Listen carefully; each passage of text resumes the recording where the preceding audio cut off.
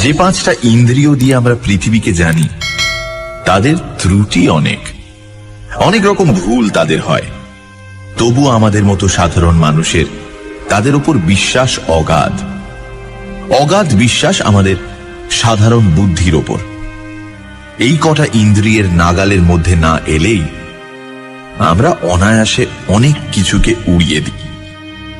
বুদ্ধি দিয়ে আমরা কঠিনভাবে সত্য বা মিথ্যা বলে সবকিছুর উপর রায় দিই, কিন্তু এমন অনেক জিনিস আছে যা সত্য মিথ্যার মাঝামাঝি জগতের, যেখানে বুদ্ধি থই পায় না, ইন্দ্রিয় হার মেনে যায়।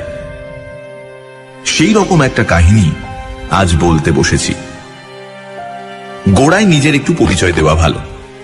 পশ্চিমের কোনো একটি মাঝারি গোছের সমৃদ্ধ শহরে আমি ডাক্তারি করি। শহরের নামের কোনো প্রয়োজন এ গল্পে নেই, সুতরাং নামটা নাই করলাম। সেদিন রাত্রে শহরের প্রায় বাইরে বহু দূরের একটা কল সেরে একলাই ফিরছিলাম। একে দারুণ শীত এবছর, তার উপর রাত অনেক হওয়ায় ঠান্ডা অত্যন্ত বেশি পড়েছিল। পুরু গোটা কত গরমের জামা থাকা সত্ত্বেও সব ভেদ করে মনে হচ্ছিল ঠান্ডা হাওয়া আমার পাঁজরার ভেতরে গিয়ে ঢুকছে। আসছিলাম আমার পুরনো মোটরে। এ মোটর আমি আজ 10 বছর ধরে একাই চালিয়ে ফিরছি, কিন্তু এখন মনে হচ্ছিল সঙ্গে একজন শফার থাকলেই বুঝি ভালো হতো। এই দারুণ শীতে স্টিয়ারিং হুইল ধরে সমস্ত হাওয়ার ঝাপটা সহ্য করার যে কষ্ট আর কিছু নেই। আমাদের শহরটি অত্যন্ত ছড়ানো। বড় বড় কয়েকটি রাস্তাকে আশ্রয় করে চারিধারে অনেক দূর পর্যন্ত সে বিস্তৃত হয়ে আছে, কিন্তু জমাট বাঁধেনি। অনেক সময় এক প্রান্ত থেকে আরেক প্রান্তের মধ্যে শুধু একটি নির্জন রাস্তা ছাড়া আর কোনো যোগ নেই। যে রাস্তা দিয়ে আসছিলাম সেটিও অত্যন্ত নির্জন। দুধারে মাঝে মাঝে হর্তুকি বা মহুয়া গাছ, আর রাস্তার দুধারে শুধু শূন্য অসমতল মাঠ। তার ভেতর বাড়িঘর নেই বললেই হয়। কে বাড়ি করবে নির্জন জায়গায়? অন্ধকারে অবশ্য এসব কিছুই দেখা যাচ্ছিল না। আমার মোটরের মিটমিটে আলোয় সামনের পথের খানিকটা দেখা যাচ্ছিল মাত্র। যেতে যেতে মনে হচ্ছিল অন্ধকারের সমুদ্রই যেন আমার মোটরের আলোয় কোনো রকমে কেটে চলেছি। শীতের দরুন কষ্ট পেলেও বেশ নিশ্চিন্ত মনেই চলেছিলাম। আমার কারটি পুরনো হলেও মজবুত, বেয়াড়াপন আসে না। আধ ঘন্টার মধ্যেই বাড়ি পৌঁছে গরম লেপের মধ্যে আরাম করে যে শুতে পাবো এ বিষয়ে কোনো সন্দেহ ছিল না। অন্ধকার রাস্তার নিস্তব্ধতার উপর শব্দের ঢেউ তুলে আমার মোটর চলেছে দ্রুত গতিতে। নিজেকে যথাসম্ভব ঢাকাঢুকি দিয়ে রেখে ভেতরে বসে আমি শুধু আমার গরম বিছানাটার আরামের কথাই ভাবছি। ডাক্তারদের মতো পরাধীন আর কেউ নয়। তবু মনে হচ্ছিল একবার বাড়িতে পৌঁছতে পারলে প্রাণের দায় ছাড়া শুধু পয়সার জন্য আর আমায় কেউ বের করতে পারবে না। এখন কোন রকমে 20-25 মিনিট কাটলেই হয়। কিন্তু হঠাৎ অপ্রত্যাশিত এক ঘটনায় সুখ স্বপ্ন আমার ভেঙে গেল। আমার একান্ত সুস্থ সবল মোটর থেকে থেকে কেমন অদ্ভুত একরকম ধাতব আর্তনাদ করতে শুরু করেছে। মোটরের এরকম আচরণের কোনো কারণই খুঁজে পেলাম না। আজ দুপুরেই আমার মোটরের ভালো রকম সেবা শুশ্রূষা হয়ে গেছে। কোন রকম রোগের আভাস তার ভেতর তখন ছিল না। হঠাৎ তার এরকম আকস্মিক বিকারের কারণ তবে কি? এই দারুণ শীতের রাত্রে অন্ধকার নির্জন এই পথের মাঝে মোটরের এই বেয়াড়াপনায় সত্যি ভীত হয়ে উঠলাম। এখনো প্রায় 7-8 মাইল পথ বাকি। রাস্তার মাঝে মোটর সত্যি অচল হয়ে গেলে করব কি? এই রাত্রের ডাকেও সঙ্গে লোক না আনার নির্বুদ্ধিতার জন্য এবার নিজের উপরই রাগ হচ্ছিল। সঙ্গে একজন লোক থাকলে তবু বিপদে অনেক সাহায্য পাওয়া যেত। দেখতে দেখতে মোটরের আর্তনাদ আরো বেড়ে উঠল। সঙ্গে সঙ্গে মোটরের বেগও মন্থর হয়ে আসছে বুঝতে পারলাম। মোটর চালনার সমস্ত বিদ্যা প্রয়োগ করেও সুরাহা কিছু করতে পারলাম না। কাতরাতে কাতরাতে খানিক দূর গিয়ে আমার মোটর হঠাৎ রাস্তার মাঝে এক জায়গায় একেবারে থেমে গেল, আর তার নড়বার নাম নেই। চেষ্টার আমি তখনও ত্রুটি করলাম না, কিন্তু আমার পীড়নে অস্ফুট ভাবে একটু কাতরোক্তি করে ওঠা ছাড়া আর কোনো সাড়া সে দিল না। ভয়ে দুর্ভাবনায় সত্যি তখন আমার সমস্ত দেহ আড়ষ্ট হয়ে এসেছে। মোটর ফেলে এই দারুণ শীতের মাঝে 7-8 মাইল জনহীন পথ হেঁটে যাওয়ার কথা তো কল্পনা করা যায় না। এই মাঠের মাঝে মোটরে সারা রাত কাটানো অসম্ভব। এখন উপায়? ডাক্তার বাবু! হঠাৎ বুকের ভেতর হৃৎপিণ্ডটা যেন লাফিয়ে উঠল। এই জনশূন্য পথে এমন সময় কে ডাকলে? আবার শুনতে পেলাম, ডাক্তার বাবু! এদিক ওদিক অন্ধকারে তীক্ষ্ণ দৃষ্টি নিক্ষেপ করে এবার দেখতেও পেলাম পথের ধারে ঝাঁকড়া একটা গাছের পাশে আবছা একটি দীর্ঘ শীর্ণ মূর্তি দেখা যাচ্ছে। হঠাৎ এমন জায়গায় কেমন করে তার উদয় হলো বুঝতে না পারলেও সাড়া দিয়ে বললাম, কে তুমি? মনে তখন আমার একটু আশার রেখাও দেখা দিয়েছে। তার আবির্ভাব যেমনই বিস্ময়কর হোক না কেন, লোকটার কাছে সাহায্য পাওয়ার সম্ভাবনা তো আছে। লোকটা সেই জায়গা থেকেই বললে, আমায় চিনবেন না আপনি? চেনবার জন্য আমি তখন ব্যস্ত নই, আমার সাহায্য করবার জন্য একজন লোক তখন দরকার মাত্র। সেই কথায় আমি তাকে বলতে যাচ্ছি, এমন সময় লোকটা আবার বললে, আপনাকে একটু আসতে হবে ডাক্তারবাবু, ভারী অসুখ একজনের। এমন সময় এই অনুরোধে বিরক্ত যেমন হলাম, আশ্চর্য হলাম তেমনি। ঠিক এই সময় রাস্তার ঠিক এই জায়গায় রুগী কি আমার জন্য তৈরি হয়ে বসেছিল? লোকটা আমার মনের কথাই যেন আঁচ করে বললে, হে ভগবানের দয়া ডাক্তারবাবু, এমন সময় আপনাকে এখানে পাবো স্বপ্নেও ভাবিনি, অথচ না পেলে কি বিপদই সে হতো। বেশি কথাবার্তা তখন আর ভালো লাগছিল না। একটু বিরক্ত হয়েই বললাম, কোথায় তোমার রুগী? লোকটা এবার নিঃশব্দে অন্ধকারের ভেতর একদিকে হাত বাড়িয়ে নির্দেশ করল। সেদিকে চেয়ে দেখলাম সত্যি দূরে একটা বাড়ির আলো যেন দেখা যাচ্ছে। এরকম নির্জন প্রান্তরের মাঝে এরকম বাড়ি খুব কমই থাকে। হঠাৎ এরকম জায়গায় এমন সময়ে যাওয়াও একটু বিপজ্জনক। তবে শত্রু আমার কেউ তো নেই, এবং সঙ্গে টাকা কড়িও নিতান্ত সামান্য, এই যা ভরসা। একটু ভেবে নিয়ে জিজ্ঞাসা করলাম, কি অসুখ? উত্তর এলো, জানি না ডাক্তারবাবু, কিন্তু অত্যন্ত সঙ্গীন অবস্থা, তাড়াতাড়ি না গেলে বোধহয় বাঁচানো যাবে না। দোহাই আপনার, চলুন ডাক্তারবাবু। কোথায় নিজের বিপদ সামলাবো, না হঠাৎ রাস্তার মাঝে মাঝরাতে যেতে হবে পরের চিকিৎসায়? তবু ডাক্তার মানুষ, জীবন মরণের সমস্যা শুনলে চুপ করে বসে থাকতে পারা যায় না। বাধ্য হয়েই তাই বললাম, চলো।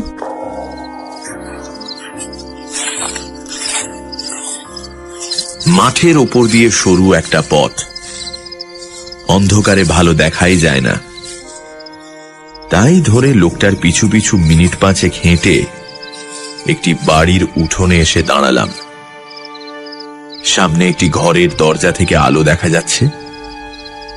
সেই দিক দেখিয়ে লোকটা বলল, ওই ঘরেই রুগী বাবু, আপনি যান, আমি এক্ষুনি আসছি। অন্ধকারের ভেতরই বুঝতে পারছিলাম বাড়িটি বিশেষ সমৃদ্ধ চেহারার নয়। গুটি 4-5 ঘর এবং একটুখানি ঘেরা উঠোন। ঘরগুলিও সব পাকা ছাদের নয়, দুপাশে খোলার ছাউনি। লোকটার কথা মতো সামনের ঘরে গিয়ে এবার ঢুকলাম। ঘরটি আয়তনে বিশেষ বড় নয়, তার উপর নানান আকারের বাক্স প্যাঁটরায় বোঝাই বলে ভেতরে নড়বার চড়বার স্থান অত্যন্ত অল্প। দরজার মুখোমুখি একটি জানালা, সেই জানালার ধারে মিটমিট করে একটি কেরোসিনের লণ্ঠন জ্বলছে। সেই আলোতেই অস্পষ্টভাবে দেখা গেল দরজার বাঁ ধারে একটি চারপায়ায় অত্যন্ত শীর্ণ এক ভদ্রলোক শুয়ে আছেন। আমি ঘরে ঢুকতেই ক্ষীণ স্বরে তিনি বললেন, এসেছেন ডাক্তার বাবু? আপনার দয়া কখনো ভুলব না। বসুন। ঘরের ভেতর এদিক ওদিক চেয়ে বসবার জায়গা একটি মাত্র দেখতে পেলাম। জানালার কাছে চারপায়া থেকে অনেক দূরে একটি বেতের মোড়া। সেইটাই টেনে চারপায়ার কাছে বসবার উদ্যোগ করতে ভদ্রলোক আবার ক্ষীণ স্বরে বললেন, বসুন বসুন, ওইখানে বসুন। আগে আমার রোগের কথা বলি শুনুন। একটু হেসে এবার সেইখানেই বসলাম। রুগীদের নানা অদ্ভুত বাতিকের সঙ্গে আমার যথেষ্ট পরিচয় আছে। বুঝলাম খানিকক্ষণ ধরে নিজের রোগ সম্বন্ধে ভদ্রলোকের নানা মতামত আমায় এখন শুনতে হবে, না শুনলে নিস্তার নেই।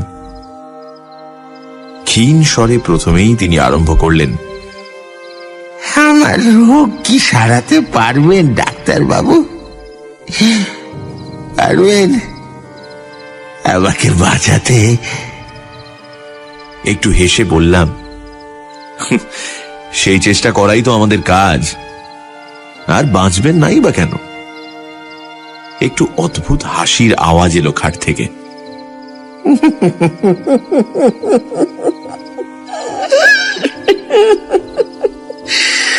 বাঁচতে পারি তাহলে ডাক্তার বাবু? কেমন?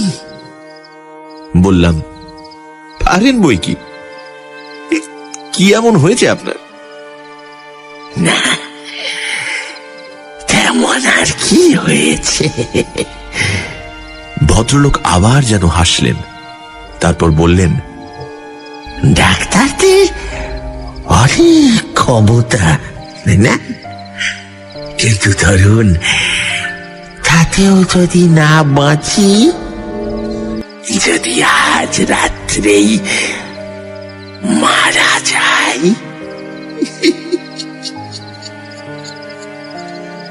রোগীর এই অর্ধন্মত্ত প্রলাপের উত্তরে কি যে বলবো কিছুই ভেবে পেলাম না। মনে মনে তখন এই বিলম্বের জন্য অস্থির হয়ে উঠছি।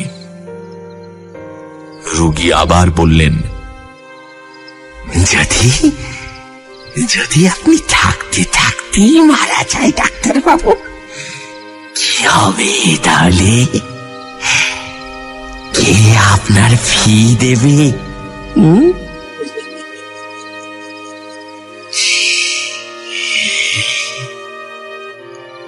আচ্ছা, পাগল রোগীর পাল্লায় তো পড়া গেছে। বললাম, যদি নেহাতি তাই হয় তাহলে ফি না হয় নাই পেলাম। আমরা শুধু ফির জন্যই সবসময় আসি না। তা বটে, তা বটে। পৃথিবীতে ভালো লোক, পৃথিবীতে মনুষ্যত্ব তাহলে এখনো আছে না ডাক্তার বাবু? কিন্তু ফির ব্যবস্থা আমি করে রেখেছি ডাক্তার বাবু।